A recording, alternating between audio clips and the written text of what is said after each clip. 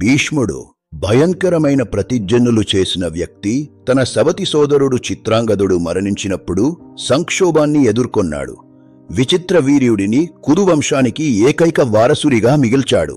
వంశాన్ని కాపాడటానికి భీష్ముడు కాశీ యువరాన్లు అంబ, అంబిక మరియు అంబాలికలను వారి స్వయంవరం నుండి విచిత్ర వీర్యుడి కోసం అపహరించాడు. అయితే అంబ తన హృదయం రాజు సల్వాకు చెందినదని వెల్లడించింది.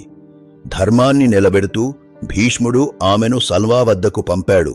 కాని అతను ఆమెను భీష్ముడి ఆస్తిగా భావించి తిరస్కరించాడు.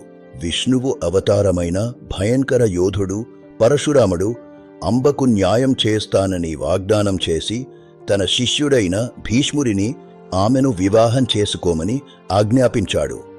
జీవితకాల బ్రహ్మచర్య ప్రతిజ్ఞకు కట్టుబడి ఉన్న భీష్ముడు తాను ధర్మాన్ని రాజీపడ్డనని నొక్కి చెబుతూ తన గురువు ఆజ్ఞను గౌరవంగా తిరస్కరించాడు. ఈ తిరస్కరణ గురు శిష్యుల మధ్య భీకర యుద్ధానికి దారితీసింది. ఈ సంఘర్షణ చాలా రోజులు కొనసాగింది. వారి అసాధారణ నైపుణ్యాల పరిమితులను పరీక్షించింది. 7 బ్రాహ్మణులు అష్టవసువులుగా వెళ్లరయ్యారు. భీష్ముడికి మోహనాస్త్రాన్ని నేర్పించారు. ఇది పరశురాముడిని ఓడించగల శక్తివంతమైన ఆయుధం. మరుసటి రోజు భీష్ముడు పునరుద్ధరించిన శక్తితో యుద్ధానికి తిరిగి వచ్చాడు. అతను మోహనాస్త్రాన్ని ప్రయోగించడానికి సిద్ధమవుతున్నప్పుడు దైవిక జోక్యం జరిగింది. నారదుడు మరియు బ్రాహ్మణులు భీష్ముడిని తన గురువుకు వ్యతిరేకంగా ఆయుధాన్ని ఉపయోగించవద్దని వేడుకున్నారు. భీష్ముడి తల్లి గంగామ్మ కూడా జోక్యం చేసుకుని పరశురాముడిని వేడుకుంది. భీష్ముడి స్థిరత్వాన్ని అంగీకరించి పరశురాముడు తన శిష్యుడి చేతిలో ఓడిపోయానని ప్రకటించాడు.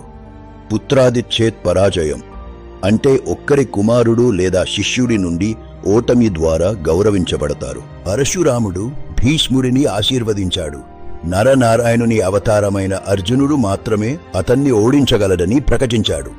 అంబ వైపు తిరిగి పరశురాముడు తాను ఇక ఏమీ చేయలేనని ఒప్పుకున్నాడు. అప్పుడు అంబ తన పగను తన తదుపరి జన్మలో సాధిస్తానని ప్రతినింది. అది ఆమె శిఖండిగా పునర్జన్మకు దారితీసింది. పరశురాముడు చిరంజీవిగా గౌరవించబడ్డాడు. ఆధ్యాత్మిక జ్ఞానం మరియు బలీయమైన యుద్ధశక్తి రెండింటినీ కలిగి ఉన్న అమర మార్గదర్శి.